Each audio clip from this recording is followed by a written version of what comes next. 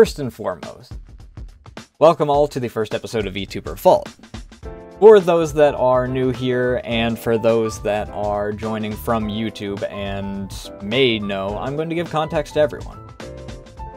Those that have been around for a while know that I used to do a show, and by that I mean I did a single episode of a show called Artist Archives, where I show off artists that I look up to and that I think need more recognition and that I actively like. This is an idea that I had after I became a VTuber, that I wanted to do a similar thing for VTubers. It was spawned because I had originally done the original artists that I was going to do before I went on a long hiatus for Artist Archives were also VTubers. And a lot of the artists that I look up to are also VTubers, which I'm not going to get into that because I want to get into this. But the long story short is, I don't have an exact schedule planned for this as far as to how often this is going to be. It will, at minimum, be once a month. I'm going to be showing off various VTubers, we are going to be talking, we are going to have a section where anyone can ask questions, or if you want, you can join the Discord in order to ask questions in the designated channel for that. But before I get into a lot of the other stuff, and stuff that I'm going to save for the end, which is going to be a lot of thanks and whatnot, we are a tad behind schedule because, well, as you saw at the beginning, VDO has been giving us a bit of havoc.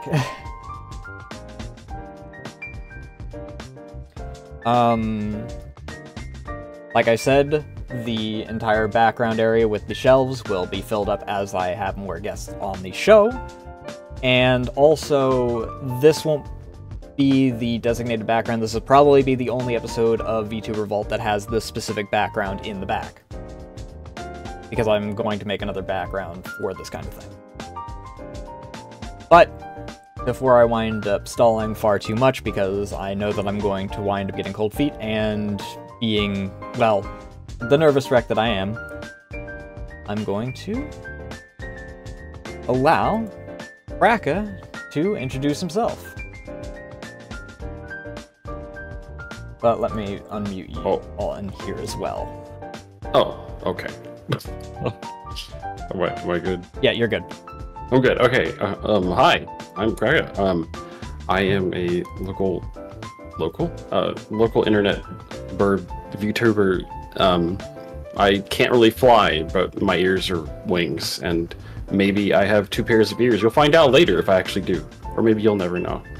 But Air wing crew, let's go. Also, what is this creature on the desk in front of me? I kind of want to smack it. What are you talking about? That's a Potteroo. Oh, okay. I'll just let it do its thing, I guess. It is that time of year, isn't it? Yeah, it breached containment just 2 days ago. It realized it was my father's birthday, and that's technically where the threshold for Christmas is, and it got out. Unfounded. I see these things everywhere. As far as like what I just stream a bunch of different stuff. I've kind of been more leaning hard into comfy stuff recently, just because I find that people seem to think rephrase that. I find that people and myself feel that I have a soothing voice, so I tend to use that to my advantage and play more soothing games, and occasionally Yakuza. You're talking about Yakuza is soothing. It's so soothing, yeah, absolutely. And that's about it. I don't really run any special projects or anything outside of that, because I work too much, I do too much, and holy crap, I'm always busy. Yeah, which is also why we were an hour late, because of a little miscommunication. Because we were planning things around his work schedule, and out of all the time over like the week, neither of us thought of time zones. And I didn't confirm, and I'm a professional, everyone, I swear. I'm also a professional, I swear. Though, I guess that does lead into the first question on the list of why did you choose the Chocobo? Oh, okay. Well, that's an easy one that I can answer. So, I don't know if I can really say my whole life, but, you know, since I've known the world of Final Fantasy, I guess, I've always had a fondness for Chocobos, and I've always liked them. My first Final Fantasy was Final Fantasy VIII.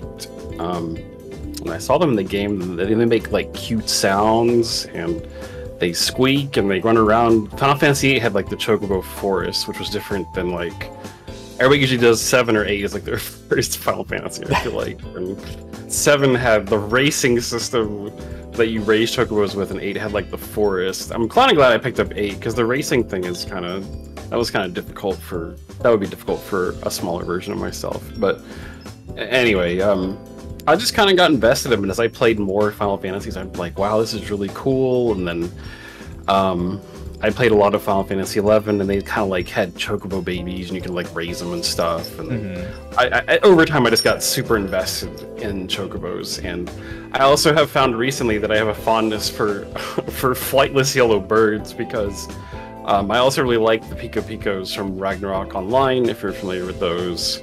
I'm not particularly familiar, but my sister did do Ragnarok Online for quite some time back in 2019 region? They kind of look a little bit like Chocobos, but they're more of like, they have like a friggin' like toucan beak on the front instead of just like a regular beak like a Chocobo has. And I also was quite fond of Rappies from Phantasy Star Online, and they're also small yellow birds that don't fly. The massive convergence. Man, yeah. Tell you what though, you mentioning Final Fantasy though makes me kind of feel like Pahi a bit, because you're significantly older than me if I remember correctly. How? And I'm here like, oh, my first Final Fantasy was like, I've played Final Fantasy 1 and 2, and then I didn't play another game until, like, Seeing 10, and I haven't played one until 14, and it's like, oh yeah, my first Final Fantasy was Final Fantasy 8, and I'm like, man. Unfortunately, the earlier Final Fantasies didn't really grasp me very. I mean, I had like, you know, like a Super Nintendo and stuff like that, and I could have played them, but instead I played Chrono Trigger and didn't play Final Fantasy for a while. I mean, part of mine was because my dad, he was big on the first Final Fantasy, and so that's what got me into it. Funny enough, I think what killed it for me is because I did have an NES for like a time, I think, and my dad got me like Dragon Quest 1 or something, and the frickin' I was like a kid, so like the slimes would pop up on the screen and have that like goofy ass kind of looking face and make weird sounds, and it scared the shit out of me as a kid, and I couldn't play the game because they jump scared me whenever I got a random encounter. So, yeah, that kind of turned me away from those RPGs for a little bit. I mean, I can definitely relate to those, like, very strange freaking, as a kid, just out of nowhere something scaring you. Like, I was, two particular things, because I've always been, like, a bit of a prehistory nut, and speculative biology. Which, these are very different things, because one's, like, far past and one's expected far future, but, like... I was scared of my parents' bathroom, because there's a white shower in there, and I had... are you familiar with The Future is Wild? A, old speculative biology documentary that, apparently fell a bit flat, because there's no way to actually get a hold of it, I found. Oh, no, never heard of it, actually. So the first episode in that, it is basically speculative biology's, equivalent to Walking with Dinosaurs, which you probably are more familiar with if I've definitely heard of that, yeah. I think I watched that one. But, it's in the snow plane, and one of the focuses of it was, oh, this creature blends in perfectly with the white background, and they didn't say the snow, they said the white background, so I was just... Me being, like, I don't know, 5 or something at the time was like, Shit. That shower is a white shower. That thing's gonna freaking get me. Oh my God. Did you have any particular, I guess that's a phobia, because that's like just plain out of left field unreasonable. Did you have any kind of phobias like that as a kid? Oh, absolutely. Unreasonable phobias. Yep, I had a couple of those. I still have one that stuck with me, but the other one's kind of gone away. The top two unreasonable phobias I had as a kid, one was balloons, and two was clowns. Yeah. Okay, clowns is a very common one, and I can understand that one. Why balloons, though? Still, I don't know. My best guess to that one is, like, I saw some old, like, videos my mother had with me when I was, like, 1 or 2, like, a long time ago. And I definitely saw my grandparents, like, taking balloons and, like, popping them in my face as, like, a baby, and, like, me screaming. So I'm guessing that might have been where it came from. The long time scars from so far back you can't even remember. Yeah, I can't even remember that happening, but I definitely saw it on video. I'm like, oh shit, maybe this is why I'm scared. Just let me remember to pin that before chat actually starts sweeping that away. Shout outs to my grandparents for that. Thanks. I'm still scared of balloons. I've gotten over my fear of clowns, but I'm still very scared of balloons. Oh my goodness. My fear of balloons was just because my brain was like, oh, rubber.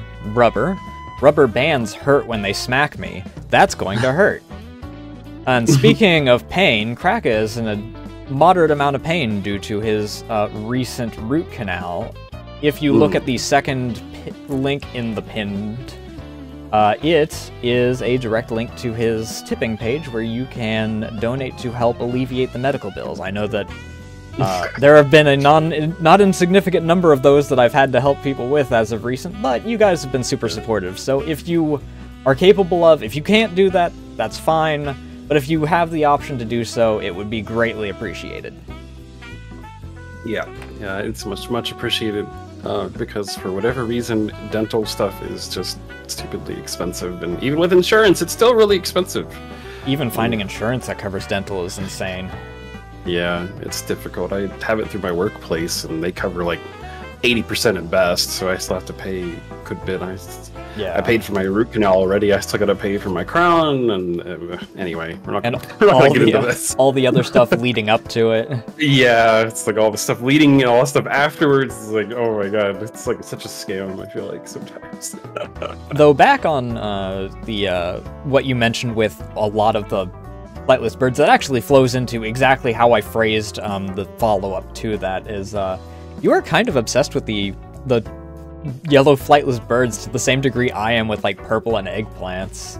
Which is, ironically, also speaking of work, kind of fitting for how you've been since I've known you, because I ran into you through when you were streaming, at the time I believe it was Power Wash. I knew you through Wolsk via I Want to Be the Guy. But shortly after I, like, actively followed you, which I have this bad habit of not following people, because I'm like, I don't want to be acknowledged, which someone else that I was watching also pointed that out. It's like, it's been so long, and that I've been following, or watching this person, but I still haven't followed. But, then you moved into the oil fields, and you were, like, super excited about that, and then, you came back to streaming, and now you're in medical, if I remember correctly, yes? Mm-hmm. Yep, you're correct. So it's oddly fitting that your whole motif is, like, birds and whatnot, because you're, like, nomadic, and you wind up migrating so much through all this stuff. And it's like, if you seem to get, like, a bit fidgety if you stay in, like, one place too long, because you're like, I'm excited about this new place, and then, like, you're like, I don't know, I'm not kind of feeling it anymore. Yeah, that's the story of my life. My life has been a lot of volatility since, like, my 20s, basically. I've been all over the place. I traveled a bunch of places in the oil field, and then I stopped traveling for a while, stayed in Virginia, worked there locally for about, like, 6-7 years, and then I moved again to New Mexico. I hated New Mexico, and I'm like, F this, I'm out of here. And so I found the most reasonable excuse I could find to go elsewhere, and then I ended up moving to Wisconsin, where I finally am probably, hopefully, not moving out of anytime soon because I am so sick of moving. I'm going to take a guess that New Mexico is the heat if you move to Wisconsin, then. Yeah, it was the heat by far, and also just the it wasn't great. There's a lot of like drunk drivers, and not that every state doesn't have those. Yeah. But there's a considerable amount in like Albuquerque specifically, and there's a lot of domestic violence. And the only reason I know that is because while I was there, I worked at the 911 like dispatch center for a while, and I can tell you almost every case was domestic violence when I was dispatching people. It's not a great place for that kind of thing. So I was like, yeah, I kind of want to leave. I'm kind of done here.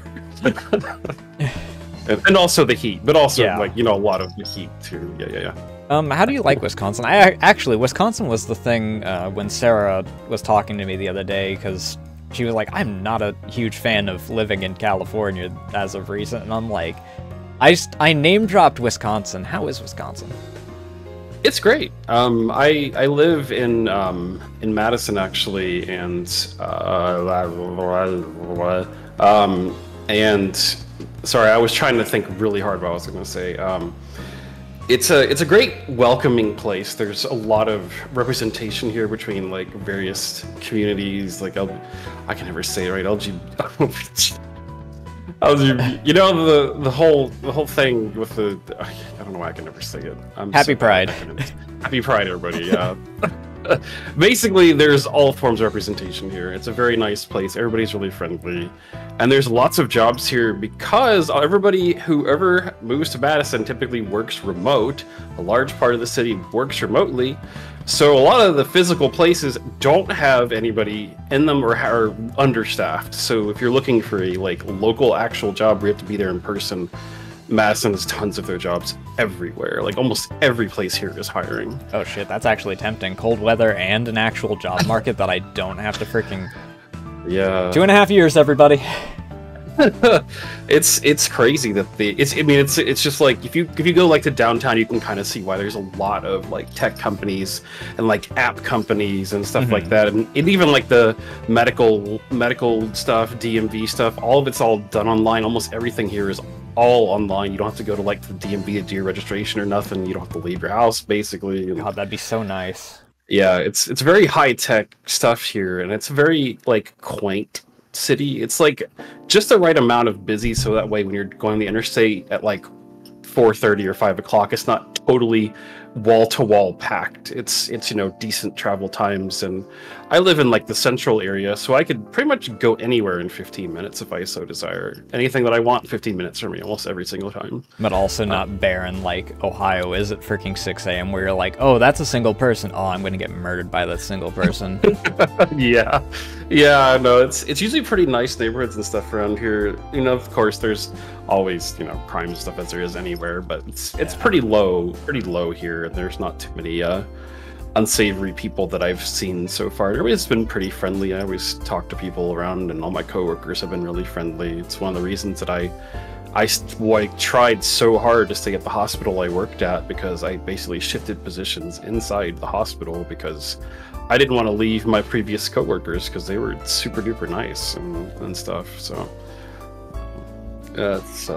it's a good place. It's definitely probably one of the best places that I've lived aside from Richmond, Virginia. That would be like my other place that I like the most. I've heard good things about Richmond, yeah. Yeah, Richmond's nice. It doesn't get like super cold there, and the snow and stuff is decent, and there is a decent work population there as well. A bit more hilly than it is here in Madison. Madison's a little less hilly than Richmond is, and both places definitely have really good food too. If you like food, they're both good places to go. Yeah, but I don't know if my wallet would appreciate it at that point, though.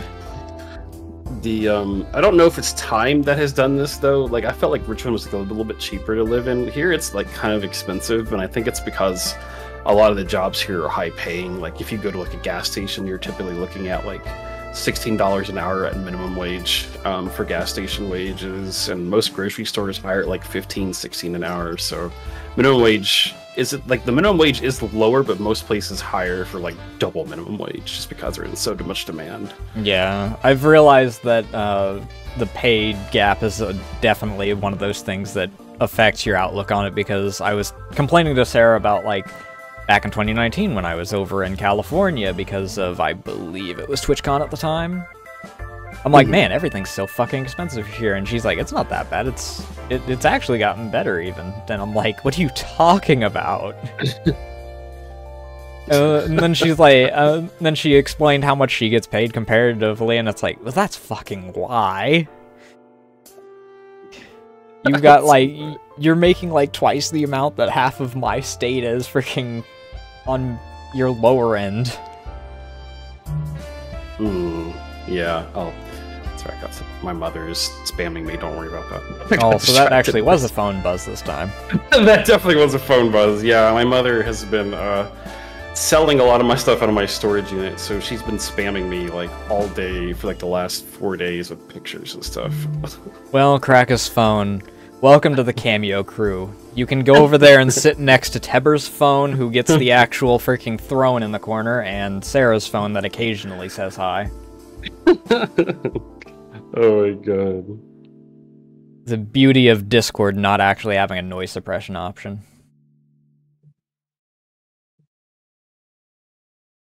Yeah, it's good times. But yeah, that's about what I know about Madison and Richmond. I mean, like, as far as New Mexico goes, I mean, it was an okay place. It's just real out in the middle of nowhere. Albuquerque is like the biggest city in New Mexico. The capital there is Santa Fe, but Albuquerque's much bigger than Santa Fe is, and it's just there's jobs and stuff there, but it's very packed. It kind of reminded me of Florida. Like, Florida's like high density population in a small area. Albuquerque kind of reminded me of that too. I wonder what the process is for states changing their capitals, because, like, I know that originally it was whatever's the highest population, that's what we're going to do for our capital. Like, I believe Cincinnati at one point was the capital of Ohio, and then I got moved to Columbus. That's interesting, because I know the capital generally is like the bigger like city of the city of the states they're in. Like, even here, Madison has the state capital, but I want to say Milwaukee, I think, is actually bigger than Madison is here. I do wonder what the process is on that then. It's probably one of those things where, oh, well, much like science, we're just going to freaking grandfather it. Even if something else comes in later, this one's already got the name, so it's keeping it. Yeah, that may be it. Or maybe it's freaking bureaucracy, because that Christ knows that we're swamped with that anytime there's anything involving freaking government-related stuff. Yeah. Though, speaking of real life and your mother, does anyone know about you streaming / VTubing? Like, and how many people know, and like, what are their kinds of reactions? Oh, like, let's see. That's a interesting question to ask. Because actually, I recently was talking to some friends while we were at Ren Fair because of doing shows back then, old coworkers / friends. And obviously, without context, I was like, oh, I'm a parent now because, you know, I made Teber's model around that time. Yeah. Like, what? And I explained, and then they're like, I don't get it exactly, but cool. And it's like, that's pretty good. Yeah, it's always weird to something. I had a child, by the way, and everybody's like, what? What do you mean you had oh my god. So people sometimes get that reaction too, and I'm like, yeah, Ovi's my mom and my dad. And they're like, what do you mean she's your mom and dad? So I'm like, well, you know, she made me and she also written me, so, you know, she's both my parents in one somehow. But anyway, I digress. So as far as like people outside of like streaming spaces go, my mom and dad kind of know I do stuff on Twitch, but neither one of them like have any interest in that whatsoever. I've mentioned it to some of my real life friends, and I think out of all my real life friends that do know, I see one of them like maybe once a year at most. I think that's about it. Not many of my real life friends that I've grown up with like really cared much about streaming, and they all kind of went different ways. You know, one friend of mine went to programming, another one went to security, another one went to I think a community college to do like computer work there. They all kind of split off all in their different ways. They still talk to each other as we all do, but yeah, their interests definitely changed. I feel like they kind of grasped the adulthood better than I did, because they embraced like leaving behind like the childhood likes of like anime and games and stuff like that, and now they're interested in adult things like, you know, like golf and I guess I was like the only one that really stayed a kid through the growing up process, and that was just because I don't know, I didn't want to give up that stuff to me, so... I can't say I exactly relate to the keeping in touch with people, because, like, my,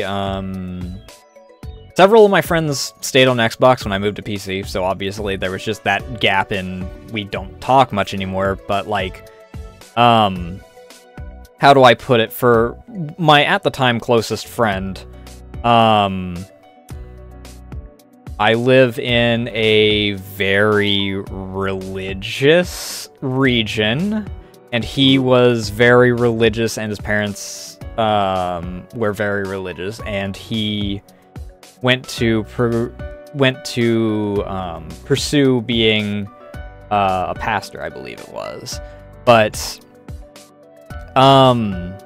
obviously, as is evident from quite a few of my circles, and also freaking my, well, let's be blunt here, my sexuality and the like, we don't exactly mesh well with the hyper-conservative religious groups these days. Yeah, I used to be kind of part of that too when I was in Florida. There was... Me and my mother went to like so many churches and stuff like that, and it was very, very conservative. I mean, Florida's kind of crazy anyway, as you probably know by now. Actually, did you know the reason behind why Florida seems so crazy compared to everywhere else? Because it is legally required for all cases, no matter how recent, to be public knowledge. So... Oh. Interesting. Obviously that, regardless of what it is, anywhere else is going to have a bunch of crazy stuff that happens, but since they're, you know, hidden until all the court stuff is done because they don't want court of public opinion affecting it, in Florida, the newspaper will just be like, oh shit, that seems funny, let's, you know, get a couple extra people buying our newspapers. And thus Florida man was born, I guess. Pretty much. Oh, our local cryptid. My mother has had a funny transition since like she was taking stuff out of my storage unit and selling it, because I have a bunch of like, you know, board games, PVC figures, and video games in there, and she'd known about these for years. She's seen them in like me playing them and stuff. And she moved away to Kentucky, and so I had my storage unit there. And when she first started looking through my stuff, she's like, "What's Cthulhu? Oh my god, this looks like a devil." I'm like, "Yeah, Mom, that's Cthulhu. Yeah, he's kind of like a." I mean, you're not entirely wrong. You're not entirely wrong. No, it was really funny. And then now she like knows what it is. She's like, "Oh yeah, everybody likes Cthulhu. It's really popular to sell." I'm like, "Yeah, it sure is, Mom." Yeah, just don't look up the name of its creator's cat. She also like was selling like PVC figures, and she picked out like 3 of the Miku figures I had. She's like, "I kind of want to keep these." I'm like, "Mom, no, you're supposed to be selling them. You can't keep my Miku figures." And she's like, "But she's so pretty. I like her green and rainbow hair." I was like, wow, semi-related, but this is always a question that's got to be asked to every Toho fan, and as the Toho fan that's in both sides of the spectrum, are you also into 40K?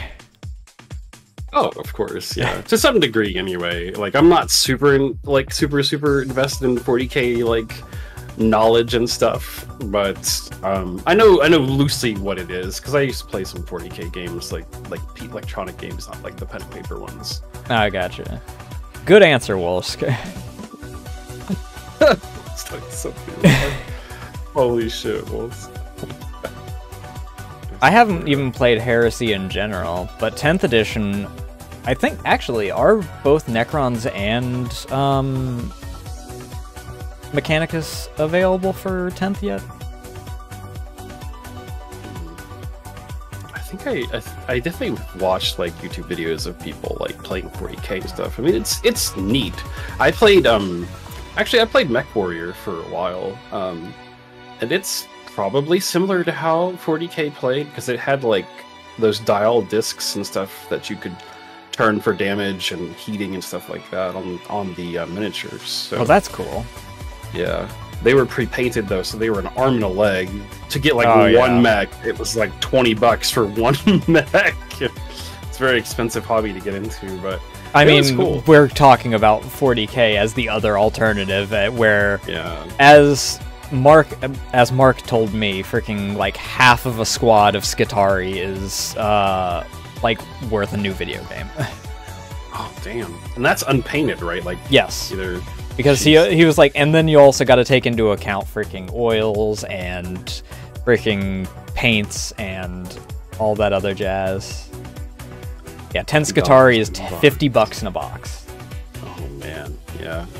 I don't think they do Mech Warrior stuff now. With like maybe they do in some obscure place. I don't think they do, but I'm sure they don't do pre-painted. But Crow is actually still into Mech Warrior. He showed off a bunch of his, and I don't remember, I can never remember the name of it, but I remember there's like this freaking chicken walker looking dude that's just a cockpit of a B-52 with 2 massive rocket pods on the side, and I love that little dude.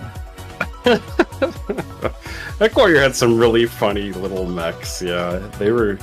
You either had like the tiny, obnoxious, annoying mech that kind of ran circles around you that you could never hit, or the big mech that could barely move, but God forbid you get in its firing range and you're going to be completely exploded.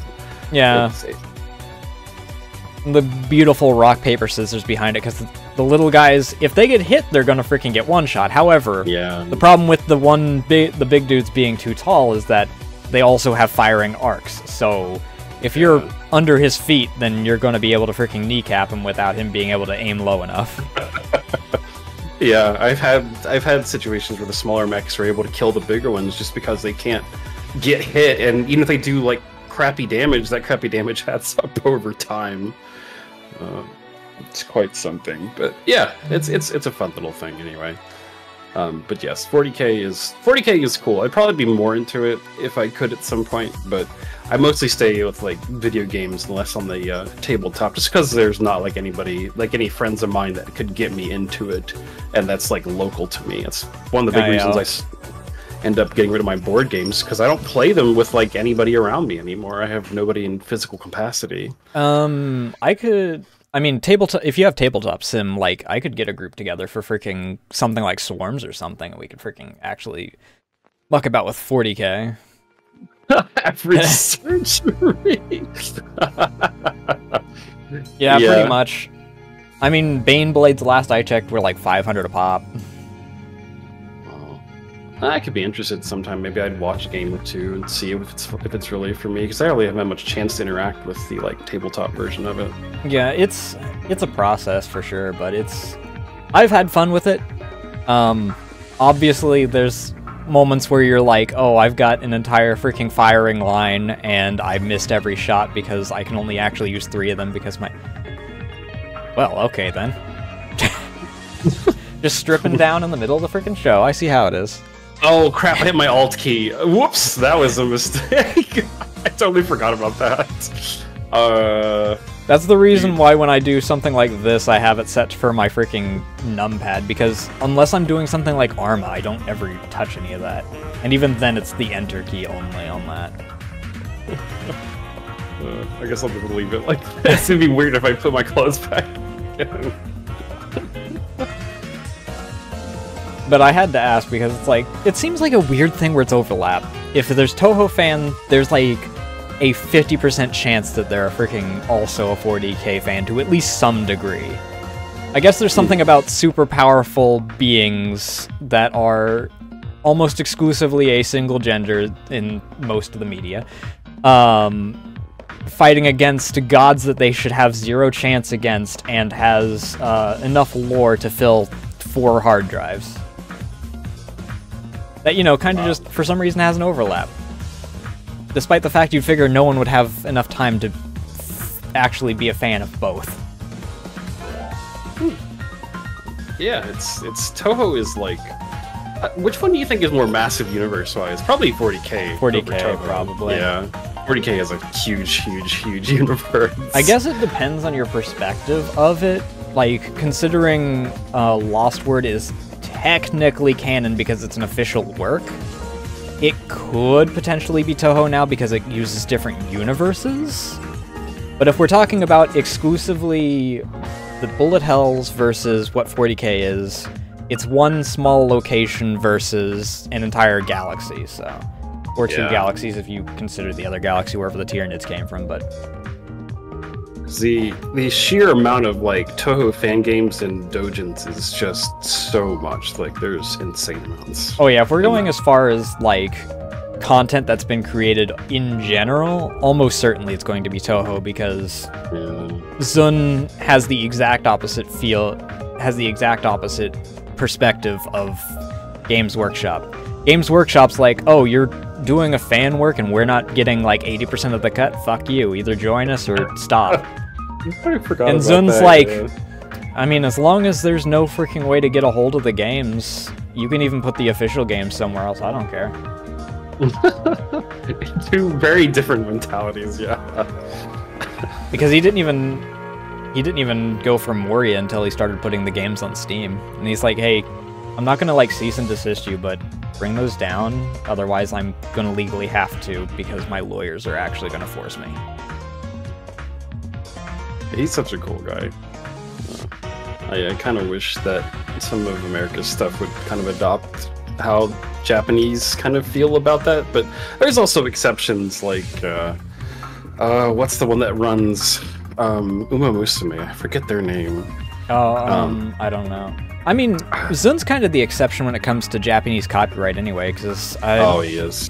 I'm not sure if you remember how bad it was in 2016, where everyone that even talked about anime was being, like, copyright struck. Oh, God forbid you were making a bridge series and had to freaking fight between the two different courts. Yeah, that's true. You get sued here, and then you get sued in Japan both. It's pretty wild, I remember that. Over here you at least had a chance, but then they're like, well, if they say that you're stuck in Japan, then they're the ones that own it. That's a good point. Yeah. Yeah, Atlas and Nintendo are very, very protective, especially Nintendo. They're crazy protective of their IPs. They're not as protective as they have the reputation for, because a lot of, like, the fan art ones have been revealed as being false copyright strikes so people can get a free buck, because Nintendo, well, in the case of, obviously, their people doing emulators to try and keep the things alive, Nintendo's so gung-ho about that everyone's that YouTube goes, it has Nintendo written on it, I guess that's what they'd do. Yeah, I feel like a lot of their, like, cease and desist stuff was related to the fact that they were developing their own things too. Like, AM2R was something that somebody created as a fan game, and Nintendo shut it down pretty hard, and then they released a game that was basically AM2R on the 3DS later, after the fact, and I thought that was kind of obnoxious, but I mean, it's so how it goes, you know? It's like if you've got the official thing available, you're not going to want, you know, cutting into your dividends, especially when you've got, well, regardless of what their point of view is, if you've got freaking shareholders that are going to be like, hey, we're not making as much money as we could be because that's over there and people are going to that because they can. Yeah. If it's, like, for free, people will gravitate to that. I still remember why they shut down Pokemon Uranium, but they shut that one down too, and remake SMCC for it. And then they did do that too. And then there's several different Smash things that they've freaking copyright struck, and they're like, people are like, well, can you give us an alternative if you're gonna freaking cease and desist that? And they're like, no. Yeah, and then there's the whole fiasco with running, like, Smash tournaments and stuff like that too, where they're kind of putting the big crunch on that and basically almost shutting them down. Yeah. Like, we're not making money off of that. Sorry, you're gonna have to freaking either start freaking paying up. It's like, we're not even having, like, a cash prize or anything. This is just for fun. It's like, I don't make the rules, except I do, but, you know. Yeah, it's very funny, but in a not funny way. Yeah. Yeah. It's so sad to freaking look at. Imagine supporting communities built around your own games and stuff. It's kind of silly. I mean, I know they have their reasons, but oh boy, it's a. I'm glad I'm not part of that decision-making process. Yeah, I'd feel terrible. Though, back on the subject of Zun, that is, I don't know if I ever mentioned to you, but I have mentioned this a few times, I have noticed one thing relating to Zun that kind of explains why he's so popular among especially VTubers. He's kind of like the dream end goal of everything. He's a guy that came out of school, he's like, shit, I want to make video game music, but no one's hiring. Guess I'll make a game. And then he went freaking full ground up for himself, like we're all trying to do, and then he's kind of like an international sensation kind of deal. And it's like, it's kind of what we all aspire to do to some degree, Yeah, everybody wants to be able to like create something and have it become like everything they want it to be, I guess. And then people just make fan art of it or fan games of it, and it just expands itself. It's a really nice feeling, I suppose. Yeah. Speaking of, however, I'm debating which one of these two I want to go with, relating to Toho, or we'll save the Toho related one for the end, because it's kind of just a caveat relating to a conversation we had a few months ago. However, how did you get down the VTuber rabbit hole to begin with? That's a great question. I think what started, I wonder where it started from. The earliest thing that I can really remember is I think I started watching. It was a friend of mine who is really into like Japanese culture, and showed me like, hey, look at these people, they're doing things with these virtual things, and I was like, what in the world? And I'm pretty sure he showed me Fubuki. And at the time, I was kind of interested in. I watched Fubuki a little. I was like, this is kind of interesting. But then I kind of that's interesting, but maybe I'll think more about this at another time. And then time went on, and then I started seeing a lot of things from Korone, like, because she likes to be really ridiculous and funny and cute, and she says English words, and everybody's like, whoa, Whoa, said it in the funny way. I now gotta make 10 animations about that. Oh. Yeah. I know it's always like, it's either Kizuna or it's HoloLive. I have a bit of an embarrassing confession to make about HoloLive. When they did the collab for Azur Lane, I didn't know HoloLive was an actual company. I thought it was just something that they were doing, like, I thought it had to do with the word hologram. Oh, because one of the things was called like the Holo Stage or something like that, and I'm like, oh, okay, it's a hologram thing. Maybe the first thing that actually got me interested in that was probably the Miku concerts, come to think of it, because I remember watching the very first concert, and I was like, damn, it's like a hologram. I mean, it wasn't a hologram, but it was like a virtual, like, pre-recorded avatar of some sort, and I guess they kind of built off of that over time, but like, that was really interesting to me, how they executed that on a stage, and I think that may be what started that spark in my mind before I saw Fubuki and Korone and stuff. I think what lit the spark for a lot of people, because everyone's like, oh shit, we can do this and like bring these characters that we've been insulted for so long about how they're not real. We can make them real. Let's go. Yeah, and then weird stuff happened. Like, I think they made like Michael Jackson and Tupac at one point. Oh too. Yeah, I remember that. That was really something weird. Like, leave it to America to make it weird at some point. Gosh dang it. I mean, it's freaking even Hollywood's still doing that. Like with after I can't remember the actress's name off the top of my head, but Leia freaking died, and Tarkin also dead. And in Star Wars, they just, you know, either got, in the case of Leia, her daughter, and Tarkin, some random dude, and just, like, let's AI overlay it, because it'll magically work. Yep. And then freaking Tarkin's got the dead fish eyes, and Leia's mouth doesn't freaking match her actual movements, so... That's a good comparison. Japan brought fiction to life, America brought the dead to life. Freaking America, the necromancy. Well, that's a good way to see it. I like that. It was a warning for AI art. Yeah, it was probably like a very, very good warning before it was going to come down to this, I guess.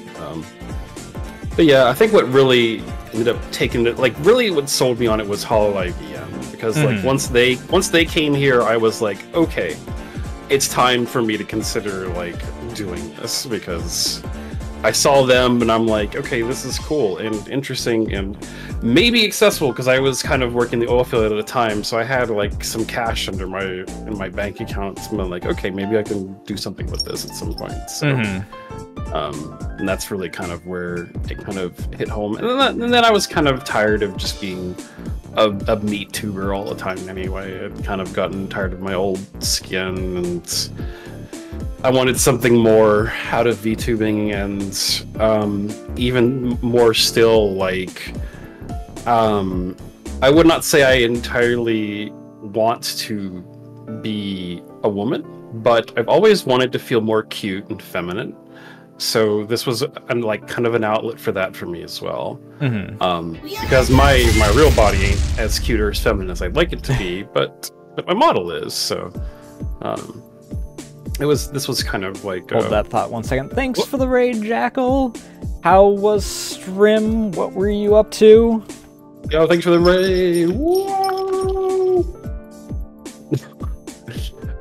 More Baldur's Gate 2. Actually, your Baldur's Gate streams are how I freaking guessed one of the Guess the Game things last night with Teber.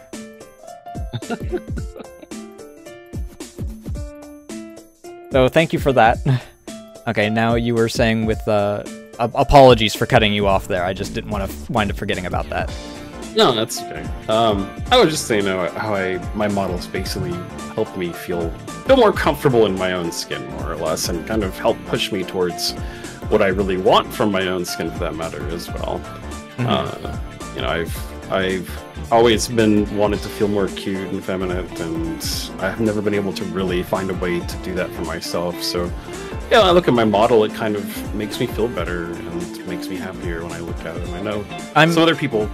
I'm actually kind of glad that you say that, because I had a theory about that, and it was more focused on, like, specifically trans folk, which I haven't been able to like ask anyone, but that does it's one of the theories that I had of why, because as you've noticed, especially in like our community, but like we have also, as I've gone around, I've noticed that a lot of trans people also like to do VTubers, and that actually was my theory, is it's like, well, where some people don't have the money or the options to like get the surgery or get like on estrogen and whatnot, or testosterone, or to like flow into how they feel, they can get a VTuber in order to like have something to look at that's like, that is me, because it, you know, obviously mimics our freaking movements. So it's like looking into a mirror, into which, God almighty, I had a freaking incident like that during September. I went to take a shower, and obviously it was near the end, so I'd been streaming every single day during that. And I went to wash my hair, and I freaking brought it to the front in order to freaking... And I'm like, why the fuck isn't my hair white? Oh shit, that's right, that's my model. Oh shit. That's pretty good. Have you ever had an instance like that? I definitely have, where I've gone and looked in the mirror and like I got out of the shower and I brushed my hair and I'm like, why is my hair not blonde? I'm like, oh shit, wait a minute, no, I'm not. I know that tends to. I had a similar thing with Puck. It's like, no matter how many times I see him IRL, I'm like, why isn't he blonde? Oh shit, that's right, he's not blonde. That's just his model. I don't know if the same thing happens with like VTubers with more like basically with like green hair or like red hair or like more unnatural colors, but like I feel like for me, because my hair is more of like a dirty blonde, so it's like kind of close-ish to my model's hair. I don't know if your hair is actually white or not. Oh no, but... mine's a dark brown. Oh, okay. I've seen two different outcomes of it, sort of. Juniper has gone platinum blonde, similar to her model. I'd have to ask Sarah, like, her, if she's ever had that kind of thing. I know I asked Teber, and he said that he's had a similar instance, despite his hair being obviously the teal and the pink and the chocolate and vanilla on the sides and whatnot. He said he's had a similar thing. Yeah, Teber has like the Neapolitan ice cream hair. Yummy. Do not eat the rat. Contrary to what Crow did for the longest time, do not eat the rat, and I need to freaking... I'm very not ripped, but I am a bird, and I'm not in a three-piece suit. I'm in a one-piece? Yeah, I'm in a one-piece suit, I think. Or a one-piece dress. The only thing threatened of being ripped is your shirt half the time. Yeah, pretty much. My shirt does a lot of heavy lifting, so to speak. Oh, I gotta type this down. Freaking... Okay, I'm gonna spoil it for you right now so that I freaking have it vocalized ahead of time, but you know that that meme of that button is fighting for its goddamn life? Yeah. I'm gonna do that. Oh, shit. That's a good meme. I like that one.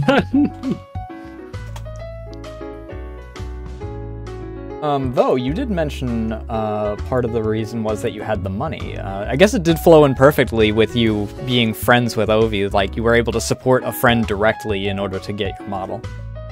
Yeah. It was a good, like, partnership for us, and, you know, she said that she really wanted to eventually have a kid, and, you know, we had gotten closer over the last year, and I was like, well, maybe you could do my model over. And she was like, yeah, I could do it, I guess. And yeah, we talked about a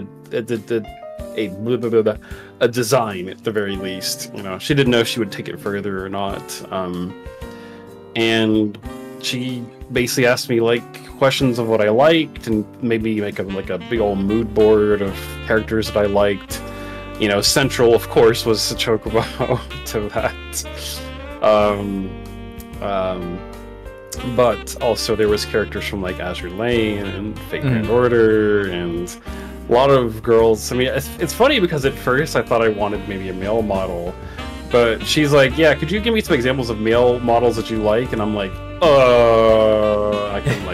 I could not think of anything. I could only think of girls. So I was like, yeah, this girl, that girl, this girl, that girl, the other girl, you know, and so that's why it ended up being female instead of male. Because I couldn't even think of any male models that I really cared to build something off of. I mean, that seems to be a very common thing. Like, Joel used to say female model and, like, created a lore for it. Like, even me, I mean, mine's a little cheeky reason for it. Like, mine is, I went androgynous for two different reasons. One, because I like drawing cute girls, and because, like, I'm not really that interested in drawing dudes all that much, and then it's like, but if I don't give an answer to what's below the jacket, I can double dip on fan art.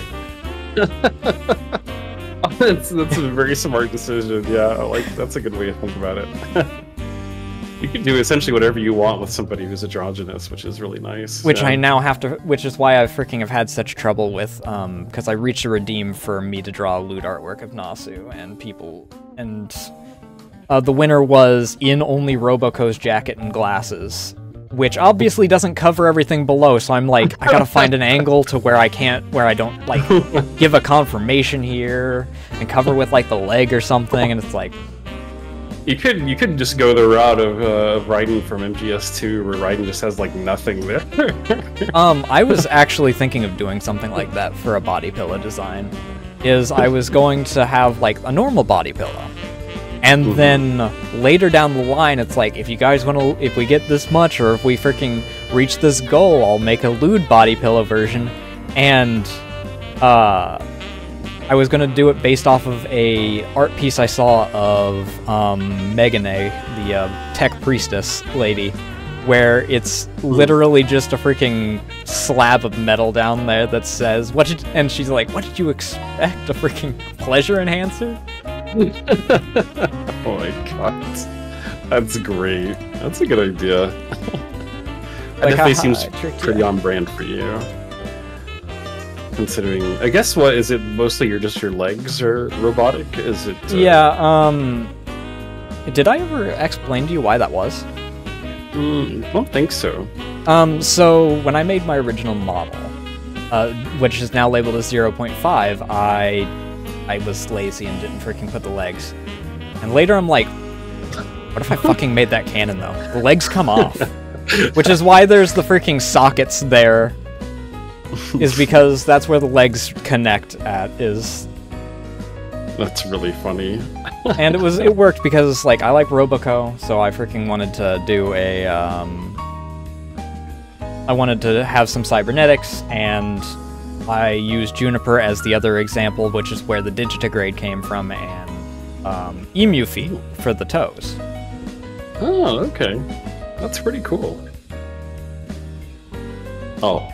Sorry, I was interviewing you for a second there, my bad. I mean, it's episode 1. Firstly, that kind of stuff's gonna freaking wind up happening. But secondly, it's like, it's a back and forth conversation. Like, if I wanted this to be a general, I said this last night, I don't want this to be a sort of like, oh, I'm just gonna read off a list of questions and then it'd be like, oh, we're gonna be done with it in half an hour, because it's like, no. That's going to be boring for me, it's going to be boring for you, and it's going to be boring for everyone watching. True enough. I guess one thing I can add too is, like, when I was sitting with Ovi and she was designing this, I did not tell her about boob size. She's the one who came up with boob size on her own. She was like, Krakka, I believe you have huge bazonkers in your heart, and therefore your model's going to have huge ones. And I was like, oh, okay. I'm not gonna lie, that kind of surprises me, honestly. Considering her big thing was that, I mean, obviously, she doesn't feel the direct connection with yours like she does with her model, which is why she went to the new model. And it's like, I got weird because, like, week 1, everyone was sexualizing my freaking model, and I had to change it because of that. No.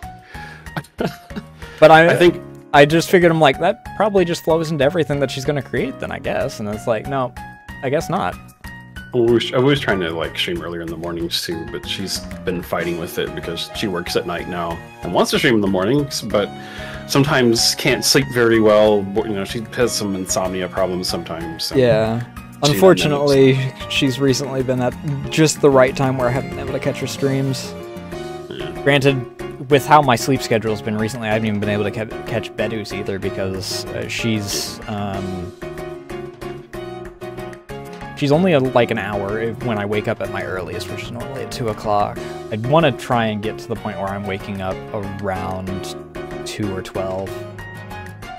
Unfortunately, since I have to stay up till 6 a.m., 2 is kind of where it's probably going to be the hard limit on that. Yeah, it doesn't give you a whole lot of wiggle room unless you want to get less than 8 hours, which you can, but that's not always fun. Yeah, right, Teber? Somewhere out there in the void. Teber sleeping peacefully. God, I hope so. Actually being able to get some sleep for first time in however long. Does Teber also have, like, insomnia troubles as well? His sleep schedule's been off. Like, obviously, he had those points where he was only sleeping at, like, 3 hours a day while he was doing his debut week. Oh, wow, yeah, that's right. But the thyroid has led to an increase in his freaking sleep fluctuations. Oh, jeez. That's rough. It's already hard enough to sleep as it is. Yeah. But where we were before break, you were mentioning how it was Ovi's decision to Yeah. Create the creation of the nice tits Krakka tag effectively. Yeah, she's definitely the one who did it. I mean, it was a Woo who like did the deed. That was that, or well, actually, it was a Woo's friend, I think, on her server. I don't remember who it was, but like the choice of large chest was the reason that it became what it was. Yeah, Ovi really firmly believed that my heart had big tits, so she gave me big tits, and here we are. As my tits are like on full display, I forgot I took my clothes off earlier. I mean, it could be worse. We're still safe for both YouTube and Twitch. You could be in the freaking soup bowl again. True.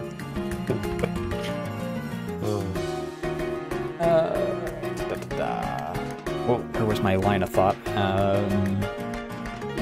There's two different directions I can go with this on this one. I think I'm going to ask the one that has the more direct answer because it does relate to the creation/debut.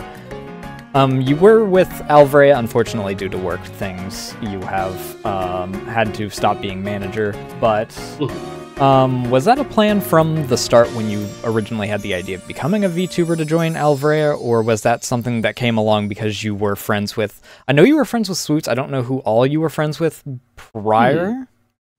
So I was friends with Swoots and Ryuria. We just call her Ruru. It's much easier. I've known them for a very long time because Wolf basically introduced me to both of them almost, I want to say maybe at the same time because we all used to play GTFO together a lot. I gotcha. And yeah, Ruru approached me about that, like, I forgot, like maybe 1 or 2 years ago. So it was like before I debuted. But yeah, so I guess it was kind of like, wasn't my intention when I first started to become a VTuber, but along the way it was like became part of my debut and stuff like that as well. So because I know I was surprised that it's like, oh, Krakka's like going to be debuting straight into being part of a group. That's surprising. Yeah, it was a fun little agreement. I really wanted to do it, but just freaking work schedules. My life just got too busy and I couldn't keep up with life, plus trying to manage like 4 other people. Yeah. And try to, keep my life going, keep my relationships going, keep my finances in pieces. And there was just so many things I had constantly had to juggle, and I was just dropping balls left and right. So I just was like, I had to pick something to let go, and I was like, I can't let my job go, I can't let my relationships go, so...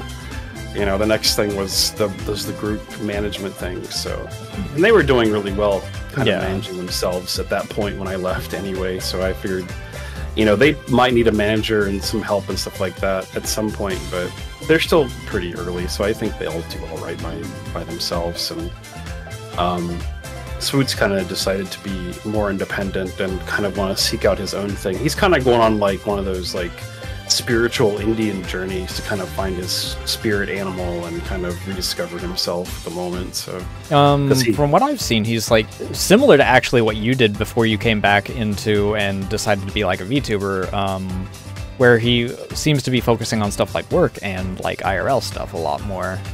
Yeah, he's kind of trying to get his house more in order before he comes back again, because he was living with like family and it was very difficult for him. And he finally was able to kind of get away from that situation. So since he's gotten away from that situation, it's given him time to like really breathe and kind of figure out some stuff about himself and kind of get his finances in order. And so with that happening with him, he kind of wanted to take a step back from the group because he really just wanted to kind of just go solo for a while. Like, he may eventually return to them, I don't know. I don't know what his plans are right now, because we both left on good terms. But, for me, it was just, I just got too much to do, and maybe if my workload becomes less, I may, maybe consider going back again. But for Swoots, I don't know. Once he finishes his spiritual journey and kind of figures out what he wants to do, I guess he'll decide what he really wants for himself, which he needs to. So I suppose that partially winds up inadvertently answering a bit of the question that I had alongside with that, which was, how this flows into like how things are going to do with like the group on the whole joining each other, namely for like the D&D, which I've been keeping up with. Yeah, that stuff is kind of in their hands at this point. I know the D&D was kind of on hold, but I don't know if they're going to resume it again. It's probably highly questionable at this point. Especially if there's two of you missing, and both of you, if I remember correctly, were... One of you was a tanky DPS, which was you, and then Swoots was the tank, so if there's combat involved, you're... They're gonna be in trouble. Yeah. As I think there's a druid, a sorcerer, and a wizard left, and boy, that's a fun party to have in D&D. Yeah. I mean, you still got DPS, so if you can one shot whatever, you're fine. But like, yeah. Yep.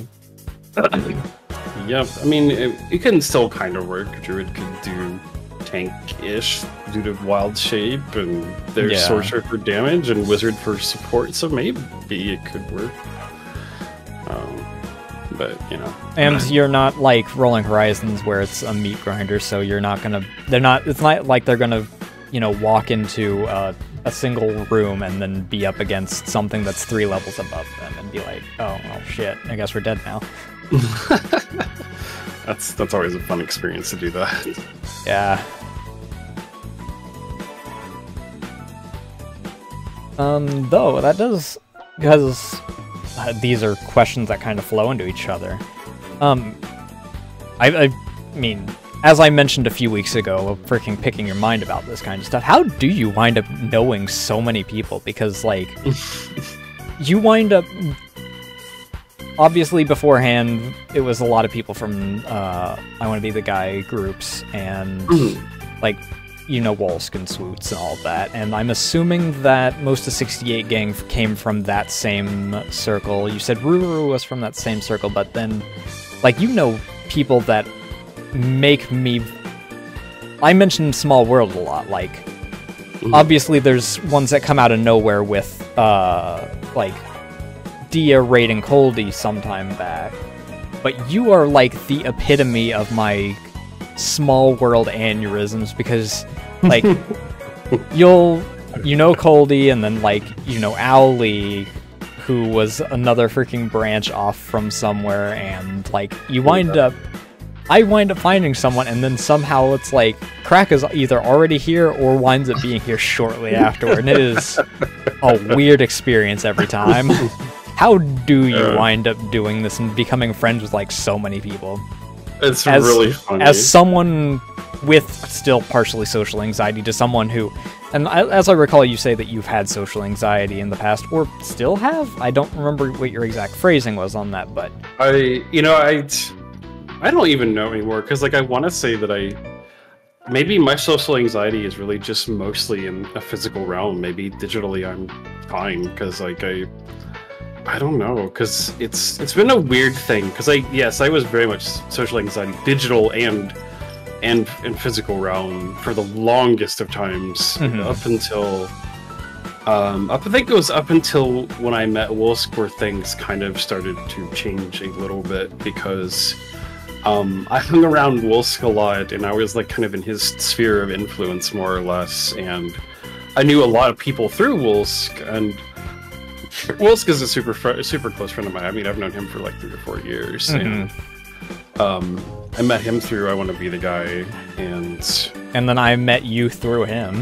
It's like... Yeah, and Wolsk was kind of like the starting point for me, because I saw how many people were around Wolsk and how many people he knew, and I've always considered Wolsk to be like a very charismatic individual who always like brings people to him, and just attracts all kinds of interesting people. And I guess what kind of happened with me is like I saw that, and I'm like, I would really like to have that for myself, and like not through theft, of course. I don't want to steal Wolsk's friends from him. You know, I wanted my own like little area of like my own circle of friends, and that kind of spawned off the desire that I kind of saw Wolsk as like a center to a lot of people. I also decided that I for some reason also wanted to do that. So over time, I just talked to people more and more and more, and slowly I started forming my own kind of sphere of influence, which is much larger than I ever thought it would be. Because I met Coldy a couple years back. I went to her streams a lot because when I was working in the oil field, I worked all night, and she usually streamed at like 2 a.m. American time. Yeah. So I would like watch her half the night and then pass out to her stream when I go to bed at like 6 a.m. And I met a few people like Mimi / Mikan. I met her because I'm still kind of like community management for the Fangame Marathon, and I met her through that because I was recruiting people to do runs for Fangame Marathon, and she was one of the ones in the La Milana Discord that like basically did randomizers and stuff. So I kind of met a few people through that kind of community outreach for Fangame Marathon. But yeah, it just kind of has. I mean, I started in Wolf's group, which was knowing Ovi and Miral, Ahi, and Wolsk, and then Violet was kind of around that space, and Ruru was kind of around that space, although I already knew Ruru anyway. And everything, they made the 68 gang, and after that, like, that was kind of like my opportunity to be like, okay, Wolsk has his own like core group now. I won't always be able to be part of that group because they got their own thing. So that's when I was like, this is my time to try to find my own kind of group that I want to have around me. And so I just kept talking to people, go to streams and talk to people, and go to streams and talk to people. And over time, it just kind of continued to build. So like I met Beru through Pahi. I met a Wu through Beru. I thought you met a Wu through Coldy. Yeah, and I met a Wu through Beru, believe it or not. Oh, because actually I was going to mention that when we got into me like going like what your usual like process is for that kind of thing. Like, at what point do you like think that you know someone well enough to like start talking to them like elsewhere aside from just in chat or what have you? Because like obviously you have to get from point A to point B in like, oh, I'm now like somewhat friends with this person in order to get to a point where you're like with a Woo, where obviously you are in a relationship. Yeah. So it kind of starts. I mean, like, so like a lot of my people actually came out through Beru, believe it or not, because Beru was one who introduced me to Coldy, and Beru also brought me a Woo, and I've also met several people through Beru's server. Because Beru is like wholesome 100, really super amazing person who's like super adorable and super nice, and she actually introduced me to Coldy and stuff. But anyway, so the level of familiarity I go is kind of based off of like, I hate saying vibes, but like, I'll just be like typing in streamers chat, and if I feel like if somebody's like responding well enough, I will take my time to, if I'm in like the Discord of that streamer or something, I'll take the time to be like, hey, yo, what's up? I saw you on stream, and it's like, yo, how's it going? Like when I first met a Woo, I'm like, oh, because a Woo came to my stream, and that's when after that I was like, okay, I'm gonna message a Woo, be like, hey Woo, you're on my stream, you're pretty cool, what's up? How's it going? And things just kind of took off from there unexpectedly. It's weird too how I just met people. Usually sometimes I meet people through raids, sometimes I meet people through like Twitter interactions as well, and sometimes they're just friends of friends. Like I go to do a collab and maybe somebody is like I'm responding back to forth to somebody in chat. It's really depends on your level of comfort with, cold DMing somebody who maybe hasn't spoken to you before. Oh, yeah. And cold DMing people is kind of scary because you don't know how they're going to react. But for me, it's just like, I usually try to write like a very nice message and introduce myself and be like, hey, I thought you were pretty cool, and you're interesting, and maybe we could chat sometime, or maybe we could talk right now, or how's the weather, or I just try to make it as nice as possible and try to introduce myself and just let it go and see where it goes. And people usually respond surprisingly well to that, because, you know, even though people have a degree of social anxiety, like, and some people probably are sweating nervously as soon as they see like the red like #1 appear on their eye. Oh yeah, I still have people that like I consider genuine friends that I'm like, oh shit, how am I going to respond? What if it's a thing that I don't know how to respond to? And it's like, and then there's like obviously like I overthink things. Like I could be saying something simple to someone that I don't talk to regularly. Like I asked Coldy what the height of her character was, because was during the birthday art, where obviously I knew Awoo's character's height. I needed to know Coldy's character's height, because if they're a significant difference, I need to make like a joke similar to what I did with other Eggplant, where it's like, oh, one of them's standing on the box, or what have you, and then... Or I have to actually change their heights, but if they're like about the same height, then it's like I don't have to adjust this too much. Oh no. But I just am like, so what's Coldy's canon height? And I'm just like, this is weird. I don't know how to freaking react. I don't know, like, and I'm like, and obviously, like, it's like, Coldy's gonna have commissions and freaking be busy and whatnot. And I overthink this stuff all the freaking time, and it's like, and then obviously you've got all this freaking social stigma. It's like, from Twitter, it's like, oh, if you don't have this number of followers, then don't interact with me with this many followers, yada yada yada. Yeah, that's so it's like, true. Even though you and I have talked for a while, it's like I still get this kind of nervous thing, and it's like, or like with Wolsk, it's like, I know that you guys aren't like that, but it's that thing that's in the back of my head. It's like, is this feel weird, or?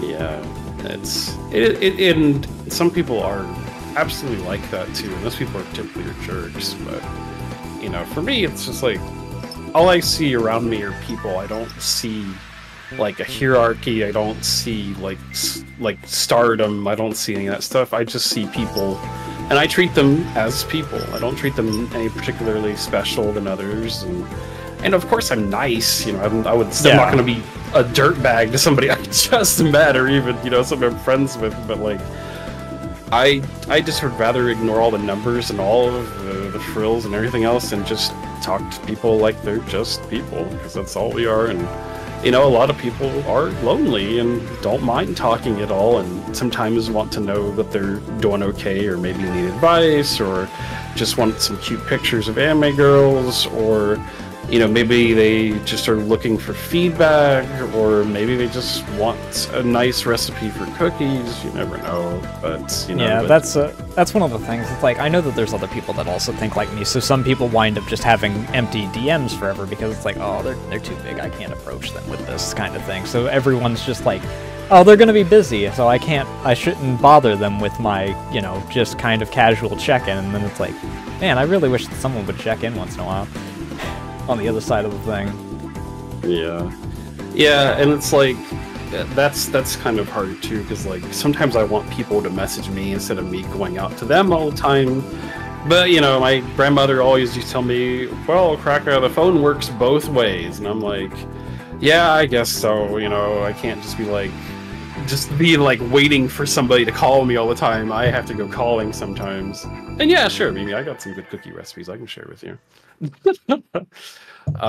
So I usually sometimes will just make the effort to talk to people, and you know, maybe I don't talk to somebody for months or something, and I'll be like, hey, what's up, how's it going, you know, you still doing okay over there? Or maybe I'm scrolling around on Twitter and I see them like stressing out on Twitter. I'll bring them up, be like, hey, I saw you stressing on Twitter, how's things going over there? Are you okay? Good? You know, you need a pat on the back, like what's happening? You know, it's part of it is just kind of like leveling and not trying to think about people as more than what they are, but also it's like kind of showing like at least some modicum of care for somebody, to make them feel like you care about them, even just a little bit. It helps a long way, because if you're generally nice and kind of care people to some degree, because I know not everybody has money, we can't all help each other financially, and maybe we even can't even not always spare emotional capacity if somebody's really upset, but you know, just knowing that somebody's there that cares about you to some degree and says hi maybe once in a while, it's a good feeling. So